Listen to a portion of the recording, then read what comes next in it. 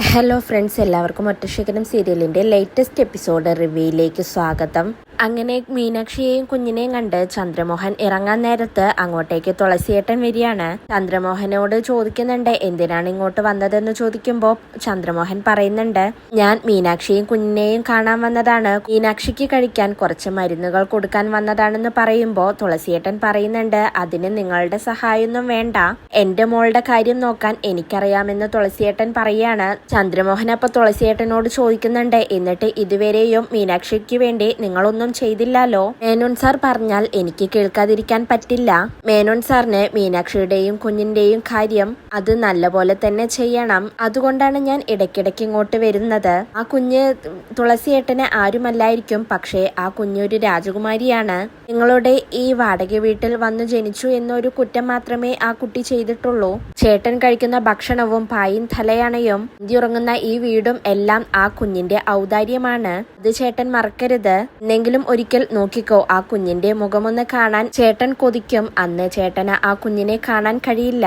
3 മാസം കഴിഞ്ഞാൽ പിന്നെ ഒരിക്കലും ആ കുഞ്ഞിനെ കാണാൻ നിങ്ങൾക്ക് കഴിയില്ല. ഇനി കുറച്ച് ദിവസങ്ങൾ മാത്രമേ ഉള്ളൂ ആ രാജകുമാരി ഈ വീട്ടിൽ കഴിയാൻ. അതുകൊണ്ട് നിങ്ങൾ കണ്ണിറയെ കണ്ടോളൂ ആ കുഞ്ഞിനെ. അത്രേ ഞാനിപ്പോൾ പറയുന്നുള്ളൂ. ഞാൻ ഇറങ്ങുകയാണെന്ന് പറഞ്ഞ് ചന്ദ്രമോഹൻ പ്രസന്നയോട് യാത്ര പറഞ്ഞ് അവിടെ നിന്നും പോവുകയാണ്. അതിനുശേഷം വണ്ടിയിൽ പോയിക്കൊണ്ടിരിക്കുമ്പോൾ ചന്ദ്രമോഹൻ മീനാക്ഷിയുടെയും കുഞ്ഞിന്റെയും സുഖവിവരങ്ങളെല്ലാം മുകുന്ദനെ വിളിച്ചറിയിക്കുകയാണ്. മുകുന്ദൻ ചന്ദ്രമോഹനോട് ചോദിക്കുന്നുണ്ട്, എടോ താനിതെങ്ങനെ സാധിച്ചെടുത്തു? ആ തുളസിയേട്ടൻ ദേഷ്യപ്പെട്ടില്ലായിരുന്നോ? താൻ പിന്നെ എങ്ങനെ ഇതെല്ലാം അവിടെ പോയി കൊടുത്തു എന്ന് ചോദിക്കുകയാണ്. ചന്ദ്രമോഹനപ്പ പറയുന്നുണ്ട്, തുളസിയേട്ടൻ നല്ല കലിപ്പിൽ തന്നെയായിരുന്നു, പക്ഷേ മീനാക്ഷി അതിനെയെല്ലാം എതിർത്തു. മീനാക്ഷിയുടെ ധൈര്യവും കുഞ്ഞിനോടുള്ള സ്നേഹവും കൊണ്ട് എനിക്ക് അവിടെ പോവാനും മരുന്നുകളെല്ലാം കൊടുക്കാനും സാധിച്ചു. നമ്മൾ കണ്ടുപിടിച്ച ആ പെൺകുട്ടി മീനാക്ഷി നല്ലൊരു കുട്ടിയാണ്. മീനാക്ഷി ഒരു സാധാരണ പെണ്ണല്ല സാർ. കിട്ടുന്ന ക്യാഷ് ഫുള്ളും കൈക്കലാക്കുക എന്നുള്ള സ്വഭാവവുമല്ല. 3 മാസം കുഞ്ഞിനെ നോക്കാൻ മീനാക്ഷി റെഡിയാണ്. അതെന്തെങ്കിലും സാമ്പത്തിക ലാഭം പ്രതീക്ഷിച്ചല്ല, അതോ ഒരു അമ്മയുടെ കടമ മാത്രമല്ല അവകാശം കൂടിയാണെന്നാണ് മീനാക്ഷി പറയുന്നത്. ആ വാദത്തിനു മുന്നിലാണ് തുളസിയേട്ടൻ തോറ്റുപോയത്. ഇങ്ങനെയൊരു പെൺകുട്ടിയെ നമുക്ക് കണ്ടെത്താൻ പറ്റിയത് നമ്മുടെ ഭാഗ്യമാണെന്ന് വിചാരിച്ചാൽ മതിയെന്ന് ചന്ദ്രമോഹൻ മുകുന്ദനോട് പറയുമ്പോൾ മുകുന്ദൻ ചന്ദ്രമോഹനോട് തിരിച്ചു പറയുന്നുണ്ട്, അതെ, ഗുഡ് ഗേൾ ആണ് അവൾ. തന്റെ നിലപാടിലെല്ലാം ഉറച്ചു നിൽക്കുന്നുണ്ടല്ലോ. ആ കുട്ടിയെ കണ്ടുപിടിച്ചു തന്നത് ചന്ദ്രമോഹനാണ്. അതിന്റെ എല്ലാ ക്രെഡിറ്റും ഞാൻ ചന്ദ്രമോഹനാണ് തരുന്നതെന്ന് മുകുന്ദൻ പറയുന്നുണ്ട്. മുകുന്ദൻ ചന്ദ്രമോഹനോട് സംസാരിക്കുന്നതെല്ലാം അങ്കിതയും കേട്ടുകൊണ്ടിരിക്കുകയാണ്. അതിനുശേഷം നമുക്ക് പിന്നീട് നേരിട്ട് കാണാമെന്ന് പറഞ്ഞ് മുകുന്ദൻ ഫോൺ കട്ട് ചെയ്യുന്നുണ്ട്. പിന്നീട് മുകുന്ദൻ അങ്കിതയുടെ കാര്യങ്ങളെല്ലാം പറയുന്നുണ്ട്. എല്ലാം സക്സസ് ആയെന്ന് പറയാണ്. അതിനുശേഷം ദിവസങ്ങൾ അങ്ങനെ കടന്നു പോവുകയാണ്. മീനാക്ഷിയാണെങ്കിൽ കുഞ്ഞിനോട് ഓരോ ദിവസം കഴിയുന്തോറും അടുത്തുകൊണ്ടിരിക്കുകയാണ്. തുളസിയേട്ടനാണെങ്കിൽ മുകുന്ദൻ മേനോൻ കൊടുത്ത ക്യാഷ് എല്ലാം വെച്ച് സ്ഥലക്കച്ചവടക്കെയായി ജീവിതം മുന്നോട്ട് കൊണ്ടുപോവുകയാണ്. മീനാക്ഷിയുടെ അമ്മയ്ക്കും ഇപ്പോൾ പഴയ പോലെയല്ല, കുഞ്ഞിനോട് വളരെയധികം സ്നേഹമുണ്ട്. കുഞ്ഞിനെ കൊഞ്ചിക്കുകയും കളിപ്പിക്കുകയും കുഞ്ഞിനെ പൊട്ടുതൊടിയുകയും എല്ലാം ചെയ്യുന്നത് മീനാക്ഷിയുടെ അമ്മ തന്നെയാണ്. എന്നാൽ ഇത്രയും ദിവസമായിട്ടും തുളസിയേട്ടൻ മാത്രം കുഞ്ഞിനോടുള്ള പെരുമാറ്റത്തിൽ ഒരു മാറ്റവും വരുത്തുന്നില്ല. കുഞ്ഞിനെ കാണുമ്പോൾ തന്നെ തുളസിയേട്ടനാകെ ദേഷ്യം വരികയാണ്. പിന്നീട് ഒരു ദിവസം മീനാക്ഷിയുടെ അമ്മ കുഞ്ഞിനെ സിറ്റ് ഔട്ടിൽ കൊടുന്ന് കിടത്തുകയാണ്. എന്നിട്ട് അവിടെ ഇരിക്കുന്ന തുളസിയേട്ടനോട് പറയുന്നുണ്ട്, മറ്റന്നാൾ കുഞ്ഞിന്റെ 28 പറയുമ്പോൾ തുളസിയേട്ടൻ ദേഷ്യപ്പെട്ടുകൊണ്ട് പ്രസന്നയോട് പറയുന്നുണ്ട്, അതിന് ഞാനെന്ത് ചെയ്യാനാണ്? കുട്ടിക്ക് 28, 30, 50 എല്ലാം വരും. എന്തായാലും 90 വരെ നമ്മൾ ഇതിനെ സഹിക്കണ്ടേ എന്ന് പറയുമ്പോൾ പ്രസന്ന പറയുന്നുണ്ട്, അതിനിടയ്ക്ക് ചെയ്യേണ്ട കാര്യങ്ങളെല്ലാം നമ്മൾ ചെയ്യണ്ടേ? 28 നൂല് കെട്ടുക എന്നുള്ള ഒരു ചടങ്ങില്ലേ, അത് ചെയ്യണ്ടേ എന്ന് പ്രസന്ന ചോദിക്കുമ്പോൾ തുളസിയേട്ടൻ പറയുന്നുണ്ട്, ആ കുഞ്ഞിന് നൂലുകെട്ടല്ല, ഞാനൊരു വടം കെട്ടാം, എന്താ അത് മതിയോ എന്ന് തുളസിയേട്ടൻ ദേഷ്യപ്പെട്ടുകൊണ്ട് ചോദിക്കുകയാണ്. അപ്പോഴേക്കും അങ്ങോട്ടേക്ക് മീനാക്ഷി വരുന്നുണ്ട്. മീനാക്ഷി എന്നിട്ട് പറയുന്നുണ്ട്, കുഞ്ഞിപ്പോൾ നമ്മുടെ അടുത്തല്ലേ, അപ്പോൾ പിന്നെ നമ്മൾ ചെയ്യേണ്ട ചടങ്ങുകളെല്ലാം നമ്മൾ തന്നെ ചെയ്യണ്ടേ എന്ന് പറയുമ്പോൾ തുളസിയേട്ടൻ മീനാക്ഷിയോട് ദേഷ്യപ്പെടുകയാണ്. മീനാക്ഷി തുളസിയേട്ടനോട് പറയുന്നുണ്ട്, ബ്രോയിലർ കോഴിയെ വളർത്തുന്നത് പോലെ ഈ കുഞ്ഞിനെ വളർത്തിയാൽ മതിയോ? ഇതൊരു മനുഷ്യ കുഞ്ഞല്ലേ, അമ്മ പറഞ്ഞതല്ലേ 28 നൂലുകെട്ട് എന്നൊരു ചടങ്ങുണ്ട്,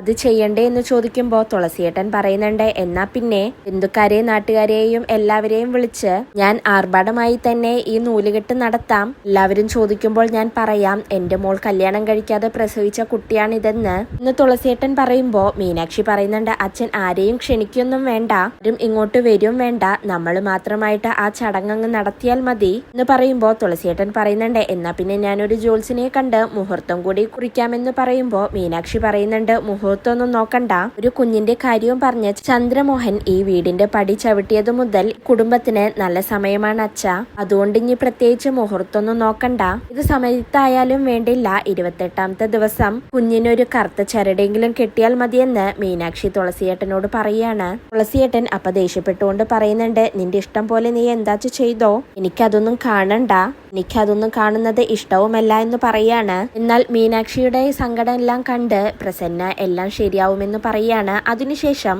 മുകുന്ദനും അങ്കിതയും കൂടി സർപ്രൈസായി നാട്ടിലേക്ക് വരികയാണ്. അവര് നേരെ പോകുന്നത് പ്രതാപന്റെയും കൃഷ്ണയുടെയും അടുത്തേക്കാണ്. മുകുന്ദനെയും അങ്കിതയെയും കാണുമ്പോൾ തന്നെ കൃഷ്ണയും പ്രതാപനും ഇത് വലിയൊരു സർപ്രൈസ് ആണല്ലോ, എന്താണ് ഇപ്പോൾ നിങ്ങൾ ഇങ്ങോട്ടേക്ക് പറയാതെ വന്നത്, ഈ വരവിന് പിന്നിൽ എന്തോ ഒരു കാരണമുണ്ടെന്ന് അവർ ചോദിക്കുകയാണ്. മുകുന്ദൻ അപ്പൊ പറയുന്നുണ്ട്, അതെല്ലാം ഞങ്ങൾ പതിയെ പറയാം, 1-2 വാക്കിൽ ഇതെല്ലാം പറഞ്ഞ് അവസാനിപ്പിക്കാനുള്ളതല്ല എന്ന് മുകുന്ദൻ പ്രതാപനോടും കൃഷ്ണയോടും പറയുന്നുണ്ട്. അതിനുശേഷം മീനാക്ഷി കുഞ്ഞിനെ കളിപ്പിച്ചുകൊണ്ടിരിക്കുകയാണ്. സുന്ദരി വാവേ, നിനക്ക് കുളിക്കണ്ടേ, മമ്മയോട് ഞാൻ ചൂടുവെള്ളം വെക്കാൻ പറഞ്ഞിട്ടുണ്ട്, നമുക്ക് കുളിച്ച് സുന്ദരിയാവാമെന്നൊക്കെ മീനാക്ഷി കുഞ്ഞിനെ കളിപ്പിച്ചുകൊണ്ട് പറയാണ്. അപ്പോഴേക്കും അങ്ങോട്ടേക്ക് മീനാക്ഷിക്ക് പാലുമായി പ്രസന്ന വരുന്നുണ്ട്. പ്രസന്ന എന്നിട്ട് മീനാക്ഷിയോട് ചോദിക്കുന്നുണ്ട്, നീ എന്തു തീരുമാനിച്ചു മീനാക്ഷി, ചടങ്ങിനെങ്കിലും കുഞ്ഞിനൊരു നൂലുകെട്ട് നടത്തണ്ടേ എന്ന് ചോദിക്കുമ്പോൾ മീനാക്ഷി പറയുന്നുണ്ട്, വെറും ചടങ്ങല്ല, ആർഭാടത്തോടെ തന്നെ എല്ലാ ചടങ്ങുകളും നടത്താനുള്ള എല്ലാ അർഹതയും എന്റെ കുഞ്ഞിനുണ്ട്, വേണമെങ്കിൽ പൊന്നുകൊണ്ട് തുലാഭാരം വരെ നടത്താൻ എന്റെ ഈ മോൾക്ക് അർഹതയുണ്ട്, നല്ല സമ്പത്തുള്ള ഒരാളാണ് ഇവളുടെ അച്ഛൻ, പോരാത്തതിന് അച്ഛന്റെ കയ്യിൽ കുറെ ക്യാഷും കൊടുത്തു വെച്ചിട്ടുണ്ട് എന്ന് മീനാക്ഷി പറയുമ്പോൾ പ്രസന്ന പറയുന്നുണ്ട്, അച്ഛന് താല്പര്യമില്ല എന്ന് പറഞ്ഞു, അത്രയല്ലേ ഉള്ളൂ, അല്ലാതെ നൂലുകെട്ട് നടത്താൻ പറ്റില്ല എന്ന് വിലക്കിയിട്ടൊന്നും ഇല്ലല്ലോ എന്ന് പ്രസന്ന ചോദിക്കുമ്പോൾ മീനാക്ഷി പറയുന്നുണ്ട്, അച്ഛനൊന്നും തീരുമാനിക്കാതെ നമുക്കെന്ത് ചെയ്യാൻ പറ്റും അമ്മേ എന്ന് മീനാക്ഷി പറയുമ്പോൾ പ്രസന്ന പറയുന്നുണ്ട്, ഇതൊരു പെൺകുട്ടിയല്ലേടി, അവൾക്ക് അതിൻ്റെതായ സമയത്ത് എല്ലാ ആചാരങ്ങളും അനുഷ്ഠാനങ്ങളും ചെയ്യണം